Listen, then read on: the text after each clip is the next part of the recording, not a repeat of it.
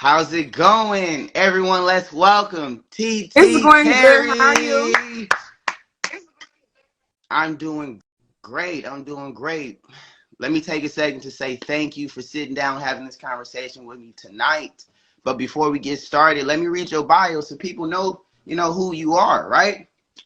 She is a USC record holder in the 100-meter dash, freshman record holder. Actually set that record back when you was a youngin, right?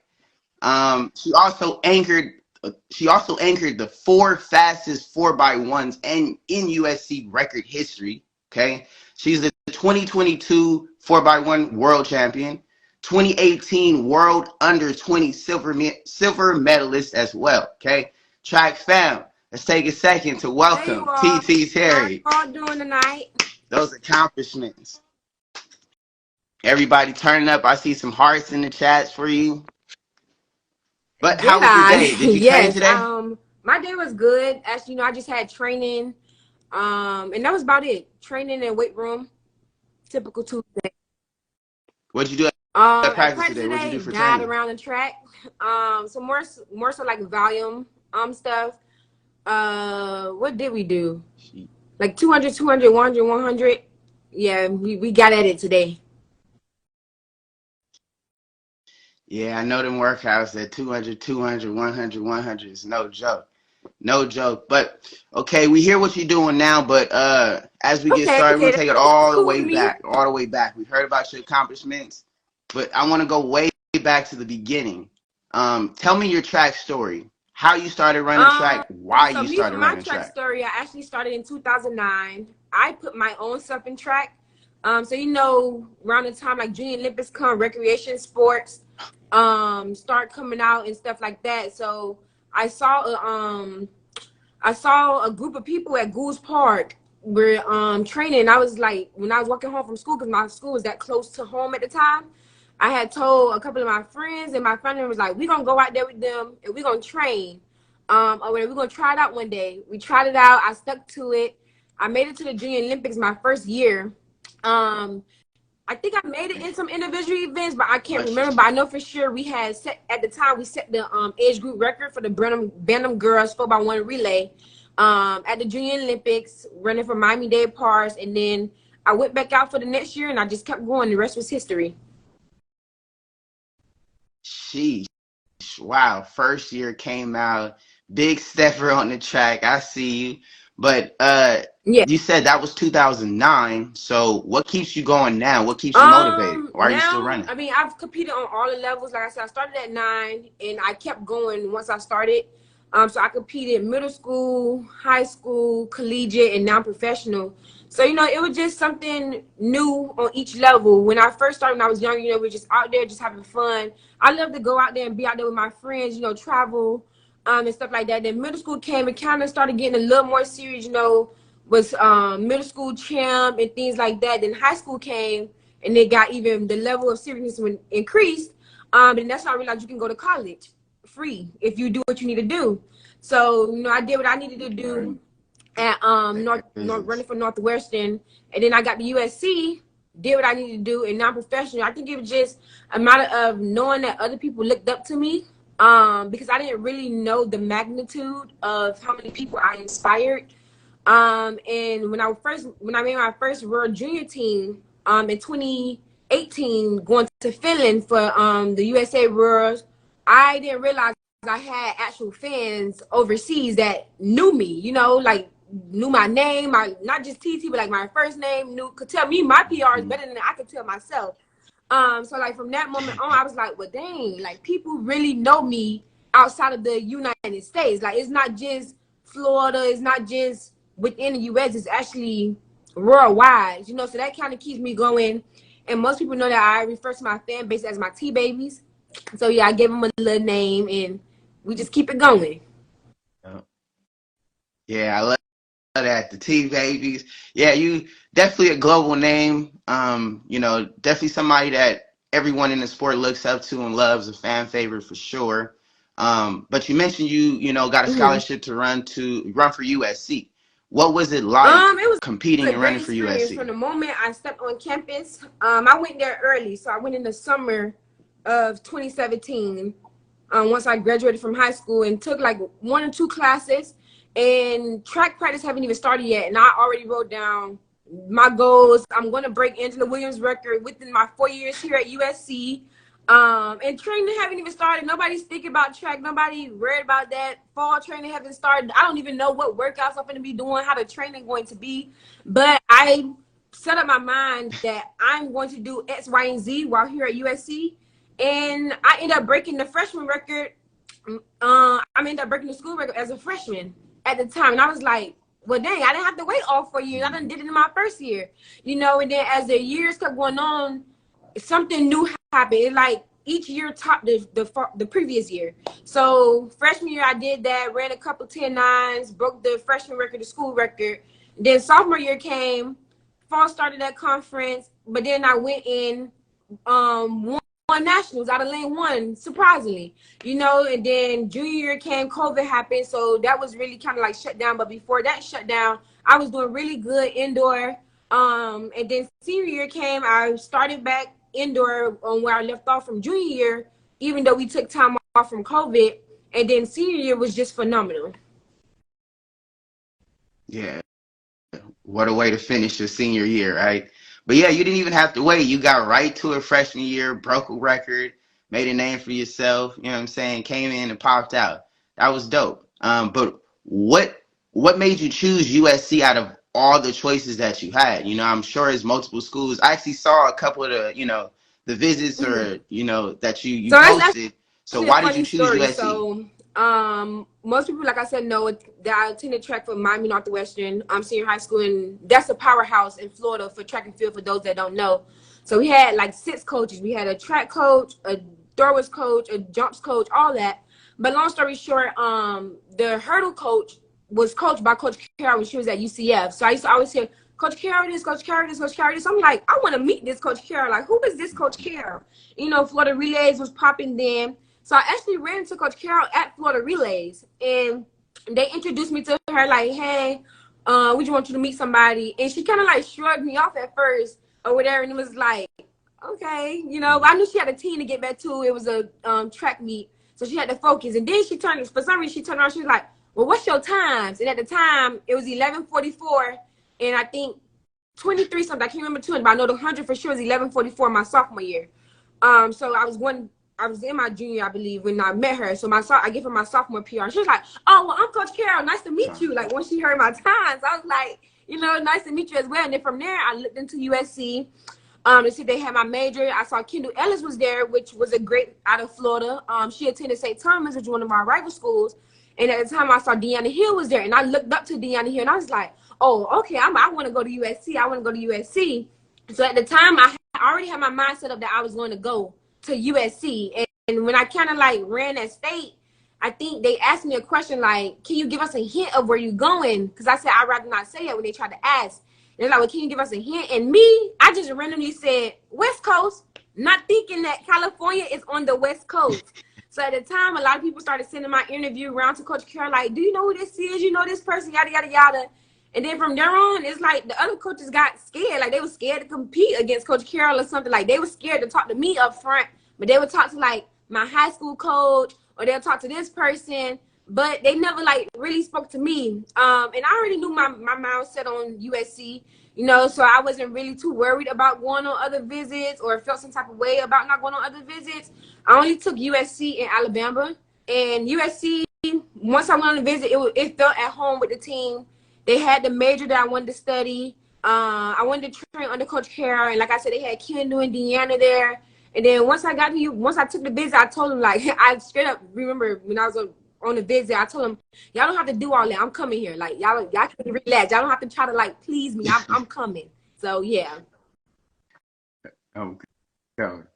I like that. As soon as you got there, it felt like home. That's a major key, you know, having a coach that's going to invest in you, an environment that feels like home, is welcoming, having a squad that's going to inspire you and push you at practice as well. And you got straight to it freshman year, popped out, broke a record, finished the rest of the, your collegiate, career off strong. What a way to finish your senior year.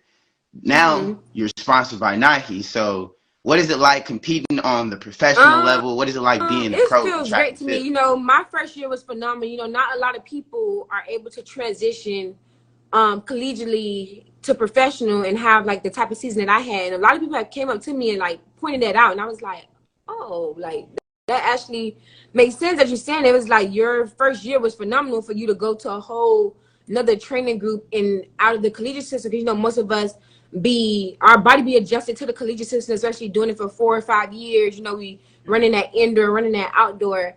But as a professional and running with Dennis Group, you know, I knew what I wanted. So I knew if I was leaving Coach Carroll, I'm going to make the choice of where I want to go next, who I want to coach me, you know. And Dennis was high on my list. He was number one, actually. And I had my reasons for that. I'm like, he has Sha'Carri. I want to go train with Sha'Carri. He has Jaden. She's a great starter, you know. So I was excited to go and train with him. And then things turned out great. You know, I did what I needed to do. I made girls team, medal that I made the world team individually, medal that worlds, made a Diamond League final, all that within my first year, PR twice, you know. So it was such a great feeling, you know, just being able to see my hard work actually pay off, and now that I'm getting paid to do something that I love. Yeah, hard work definitely paying off. First year being a pro, definitely making a name for making a name for yourself on the pro level for sure. What was one of your favorite track meets that you competed Um, at this, my your first year favorite being meet, pro? I would definitely say Worlds was definitely a great feeling, you know, going in there and doing what we did to shock the world, being able to win the 4x1 and with a team of, I would guess you would say rookies, as most people call, three of us, and one vet. But if it wasn't Worlds, I would choose Memphis. That was a great meet. You know, I PR'd there, ran 1082, and it was just a fun environment all around, you know, being around my teammates, running what I ran. Then even the way the meet was set up of like the winners got to pop bottles of champagne, got to celebrate like with the kids and Yeah. stuff. So that was a great meet. I definitely enjoyed that meet. Yeah, that was a great meet. I watched a lot of your meets this past season. Saw you Yes. hitting your moves at Worlds. You know what I'm saying? So yeah, it always turned up. But what are your Um, goals this You coming know, this season? coming What are you season, you planning know, this I coming take it season? meet by meet, honestly. I'm the type of person, if something bad happened to me, I'm like, okay, it is what it is, on to the next. I don't really dwell on things like that. And even if I do good at a meet, I'm like, okay, it's time to reset. That was last week or that already happened, you know. So going into this season, you know, I know I was a world champ my first year, but to me, that's the past. We got to do something new now, you know. So my goal is mainly just to stay healthy. That's the main goal, which I really don't have any issues with. Keep it like that. Um, you know, so Knock that's on my main goal. wood. And just to improve on things that I learned like last year, you know, improve on technique, adjust to the professional system, you know, of knowing like we gonna have a long season this year, considering that Worlds is later and Worlds is also over in Budapest, is not here in the US, how I had the privilege of being able to experience World here on home soil and not having to travel. And just learning from my mistakes from last year, you know, definitely with overseas, knowing how to adjust to those environments and being able to still compete at the highest level that I need to. And of course, PR throughout the year and running more 200s. Running more. Are you looking into running more 200s? Okay, okay. Yeah, because you known for smashing the 100 for sure. So it's Yes, gonna be I'll good to see you in be more more. 200s. Um, Have you been Honestly, training even for last that year at I trained practice? for the 200. It just our focus was making the team in the 100. And once my coach told me that, I just took it and ran with it. I In was one. like, I'm focusing on the 100. Then that's all you had to tell me. Because I honestly thought I was going to be running some 200s last year, but me and my coach talked. He knew what was best, and I could have did the 200 runs too, but I just decided to just focus on the 100. I made the team, did what I needed to do. But going into this year, I'll definitely be running more 200s and getting them up under my belt. I won't be ducking them this year. So, Okay, okay. I see, I see. I'm definitely looking forward to seeing you in the 200 then. But speaking of the two, running the 100, running the 200, What are you doing at practice right now? Right now at practice, we actually just got into spikes. So I'm just starting a new cycle. So I don't even know what I'm doing. It's a surprise every day. I never know. Whereas at USC, once Monday came, we had a whole clipboard with everybody full of the workouts. Here with Dennis, I don't know literally until we're done warming up and we putting on our spikes. So you don't even find out when you get to the track. Literally when you're done putting on spikes, it's like, well, what we got today so I can know where to put my water bottle at. And it's like, well, you got X, Right. Y, Z. Oh, well, I gotta wait for everybody to come over. Then I'll tell y'all. So I never know what to go in and expect until like probably like the second week, as we do cycles. Or so we'll do a set of workouts, then we'll do them another week. But in that, I never know. It'd be a mystery every time. So I'll be surprised every time. Right. Yeah, mystery every time. She just got to go in with the right mindset that you're going to go hard and, give Yes. effort no matter what the workout is. That's why most coaches do that. But what's your favorite track, workout? Something that might make you feel good, make you feel fast, something that you I have excel a lot in? of great workouts, because everything is always something different with Dennis. So you never can really like choose a favorite, But I can definitely choose what be hurting, which is about everything. But I would say maybe my favorite workout maybe when we do 80s and then do 60s as well. Because when we run in those, I try to get faster each one, so I be pushing myself. And then also when we do this thing where we run 120s and the guys start like a little bit behind us, and the girls and the guys be so competitive in practice that our goal be to not let the guys catch us. So once we get like ahead of them, and stuff, we just be selling out to each other, and that'd be a fun day, because we not gonna back down from them just because y'all guys, and they not just gonna let us win because we women. So it'd be a lot of back and forth and keeping scores. Oh no, I beat you, you beat them. Yes, that's what it's called, chasers, 120 chasers. Dope. Yeah, I love that competitiveness. It seems like you really love that speed work, so it's turning you up. That's why you have that Yes, super fast definitely, turnover. I I see. I'm definitely starting to love the figure it speed out work. now. Like I said, the guys be competitive, so I would jump in with the guys in a heartbeat. I can be running with my women teammates, and my teammate Kyrie says something slick like, "Well, come over here with us, come with the big dogs." And then AB will join in. I'm like, "Okay, well, I'm coming with y'all." So we'll be about to line up, and coach like, "Okay, women, let's go." And I'm like, "Oh, no, I'm about to run with them right now. I'm finna run with them. We finna do something to them." So it'd be fun. It'd be a fun environment. I enjoy it. That's nice. That's nice. What's your favorite weightlifting I would exercise? say squats. I love doing squats. Why? Um, Do you feel like it helps you, being more explosive, getting I stronger? just Or is love that it. But different? now, like with Dennis, he focused on getting us to a certain angle that would translate on the track. So I enjoy doing that. Having him help me do the proper angle, in order for it to translate on the track. Which once we like do stuff in the weight room, I can actually see it translating on the track, as opposed to like just going through the Right. routine or just going through stuff and just doing it all out of angles and stuff like that, and it's not being beneficial. So that's why I just enjoy squats. And then even at SC, I just always love lifting squats. Like I would always go up real heavy. I think at SC I lifted probably like 360 or something before. Like I just enjoy it. Squats are definitely not my favorite exercise, so I can't understand why you like squats. But saying that it translates over to the track, I can definitely resonate with that, because whatever I can do to help me run faster and apply it on the track, it would definitely be my favorite thing too as well. But now we got your favorite track workout, we got your favorite lifting exercise. What's your favorite post workout meal? We finished up the workout. What are you Post eating now? workout meal. My favorite.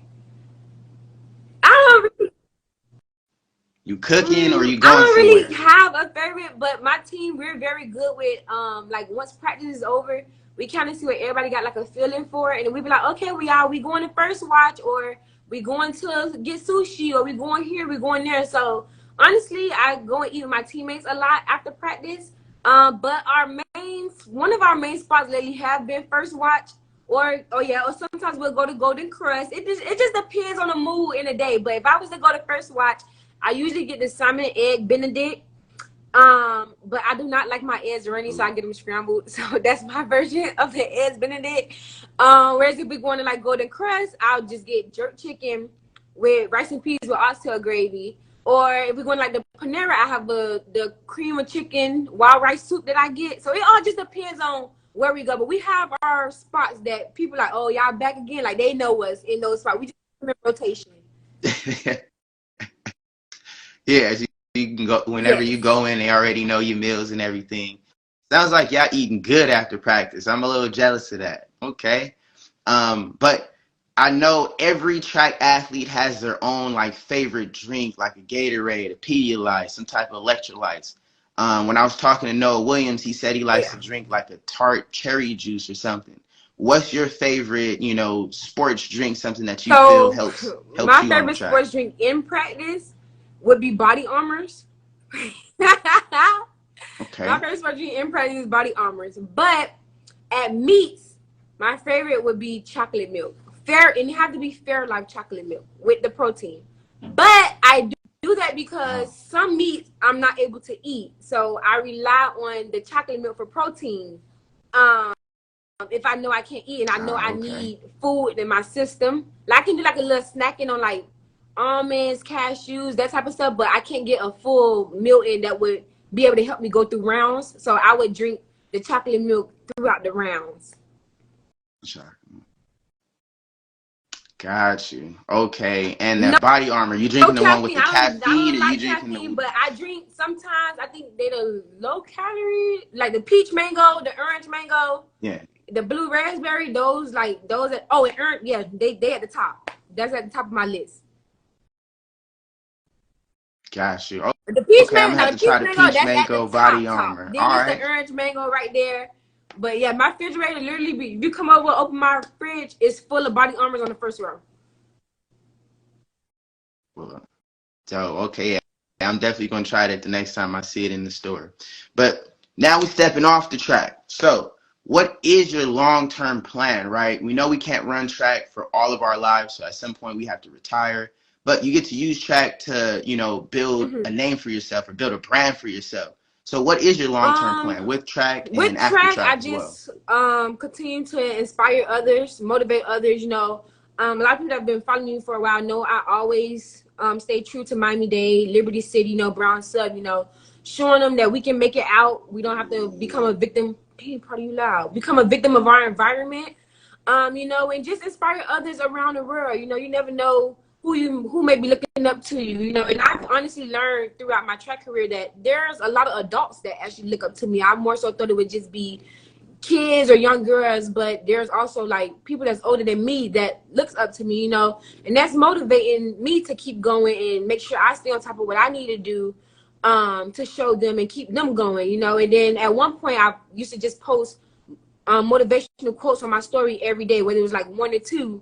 And then people started being like, oh, I look forward to this, or this helped me, or I needed this and this and that. So I'm like, okay, well, dang, I got to keep it going now, which I had no problem with. And then I want to eventually later down the line, like you said, track don't last forever. I want to open up a daycare. A lot of people know that I love kids, and I say I call my fan base my T babies, but I just love kids. I'm a kids magnet. A lot of people ask, like, I'll go somewhere and somebody child will come up to me and be like, now how you done got these people kids? How you done got these people baby?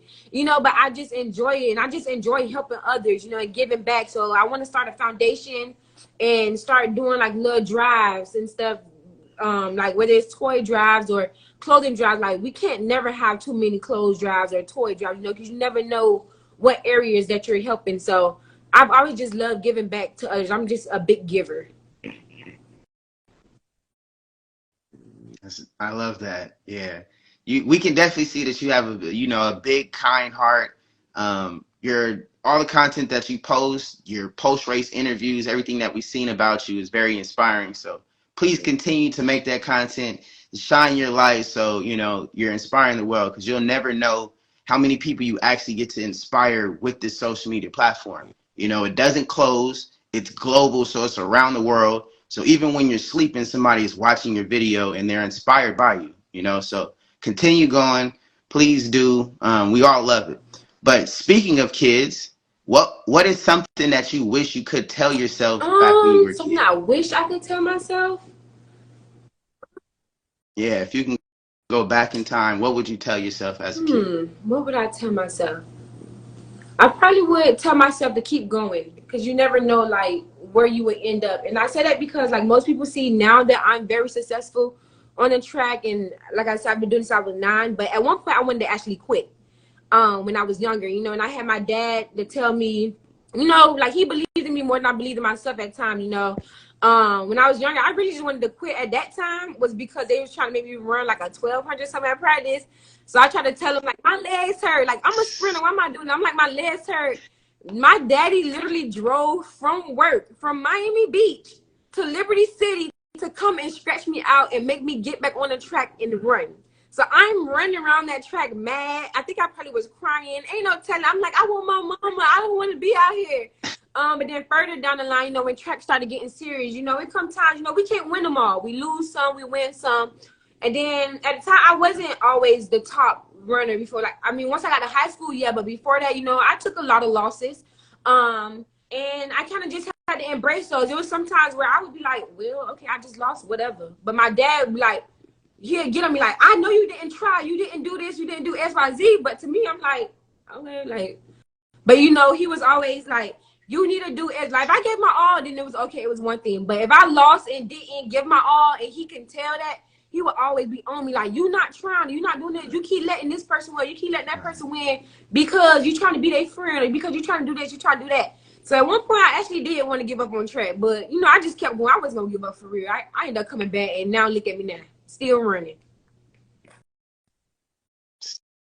Still running, still loving it. Popped out on the scene. Your first year being pro, already making a name for yourself. Contract with Nike. You doing the thing. Look at you now, right? Look at you now. Well, that is all. Just want to take a second to say thank you again for stopping by and having this conversation with me. People loving you in the chat. Lots of hearts going up. Just want to wish you a healthy season with plenty of PRs. I'm sure I will see you at a couple meets this year. And Trackletics fam, we rooting for you here. Thank you. Let's see. We got 2 questions. Let's see. Somebody asks, what goes through your mind right before a race? You're looking so powerful and focused. What are you thinking? I'm assuming they probably talking about on the line. If they say I look powerful and focused, so that means that the camera must be already in my face. But honestly, what's going through my mind is just to be me, focus on me. Don't worry about who's in the lane next to me, and don't worry about doing anything different. Like, it don't matter who you're lining up with. Don't go in there trying to change nothing up. Keep doing what I've been doing. Stay patient and just go from there. And honestly, while I'm running a race, nothing be going through my mind. Like, I don't be thinking nothing. My mind be very clear. But if you rewatch my race, you can see me transition or doing this and doing that. A lot of that stuff just happened naturally. It just comes as I'm running.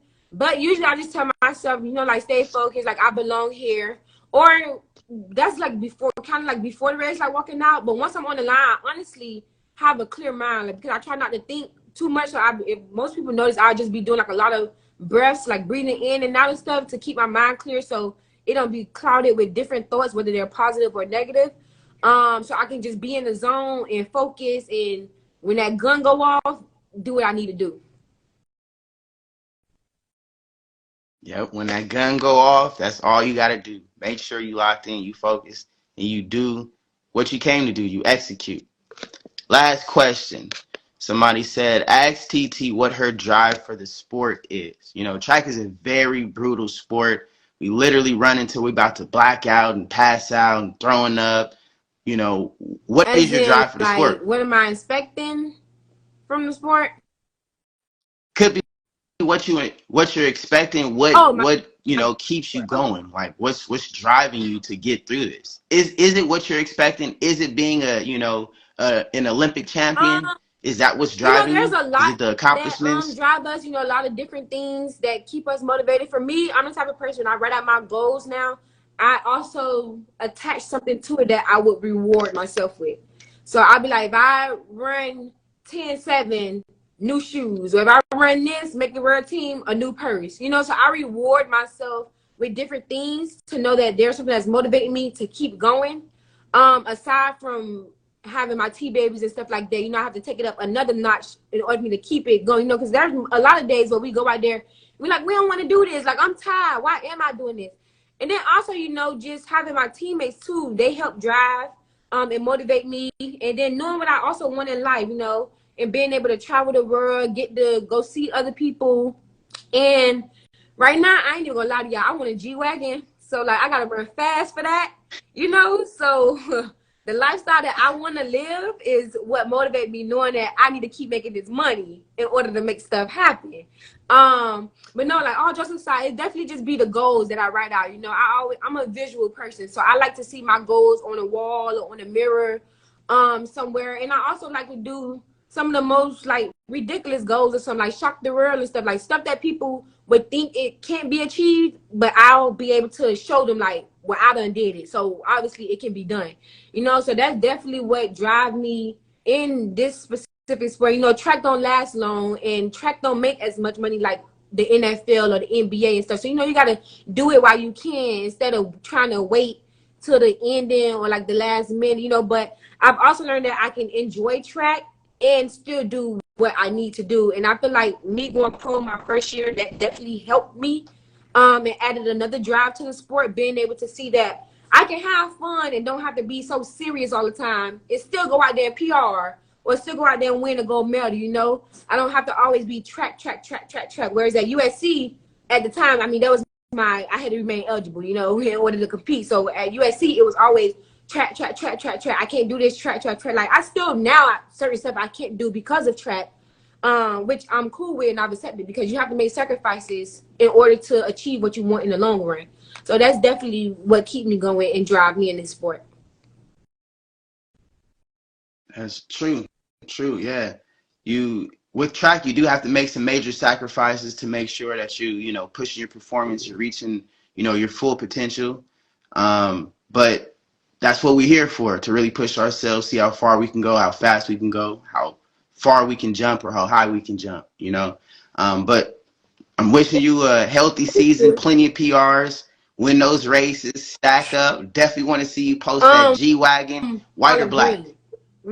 When you get a Olive G-Wagon, you can't just do green. the basics. Okay. You gotta take it up a notch. I can't just do a basic Take it white up. or a basic black. You know, not many people own a G-Wagon. So I have to let y'all know, like, this is me right here. You know, mine's different. One time. I'm coming hard, stepping with the olive. Yes. Okay, olive green G-Wagon. Well, definitely want to see you winning some of those races, stacking up so you can get that olive green G-Wagon. But like I said, I'm wishing you the best. Healthy season. Definitely want to catch you at a couple races, get a couple, you know, post-race interviews.